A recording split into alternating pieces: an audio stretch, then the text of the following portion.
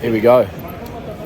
Finally back at the International Airport Departures Lounge after not travelling for just over 3 years now because of COVID-19.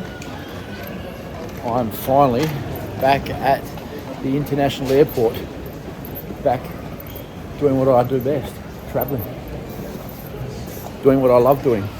It's going to be a bit of a funny trip, I think. The fact that my legs bandaged up with that torn calf muscle. I was at physio all day, well not all day yesterday, at physio yesterday, and the physio was saying I healed quite well. However, let's see how an 11-hour flight does. So, last time I was international was 2019. I was in China with Corey, my mate Corey, at the Canton Fair. So, I cannot wait to go see another tournament. Just walking back into the airport without, obviously not going fly in, fly out anymore, but going back to the airport, international. Yes, best feeling ever. Can't wait to get a beer in me upstairs. All right, here we are. Here I am in the International Departure Lounge, waiting for my flight. About 50 minutes to go. So, a couple of talking points around the World Cup. Was obviously the alcohol sale and obviously the price. Now, 2 days ago, the Qatari royal family pulled out of allowing alcoholic beverages in the stadiums, which was going to be Budweiser Zero anyway.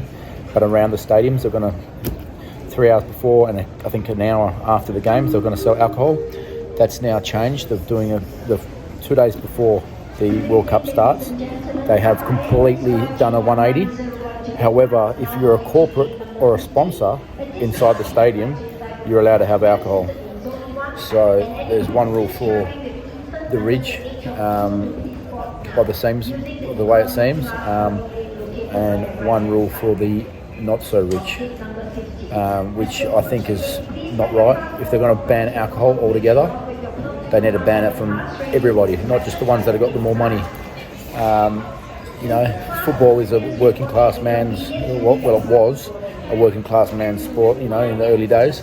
The amount of money gone into it is ridiculous. So this World Cup feels like it's all about that, but I won't know too much more until I actually get there, which is in about 12 hours. I'll also be talking about the human rights of somewhat possibly 6,000 deaths. I don't know how true that number is of migrant workers that were building the stadiums in Qatar.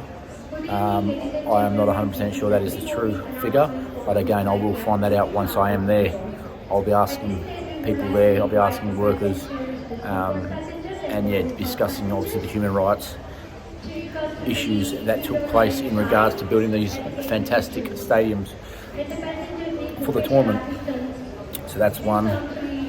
Obviously, it's alcohol, human rights, and a couple other sort of political things I'll be touching base on. But I'll speak more about that in the next day or two once I do arrive there and suss out what's going on, where's where, what's what, and where the Irish pub is so I can get a beer. That's the first thing I'm doing, is finding an Irish pub. There's always an Irish pub somewhere in the world, and there'll even be an Irish pub in Qatar, in Doha. So that's what I'm doing first, I'm finding that Irish pub.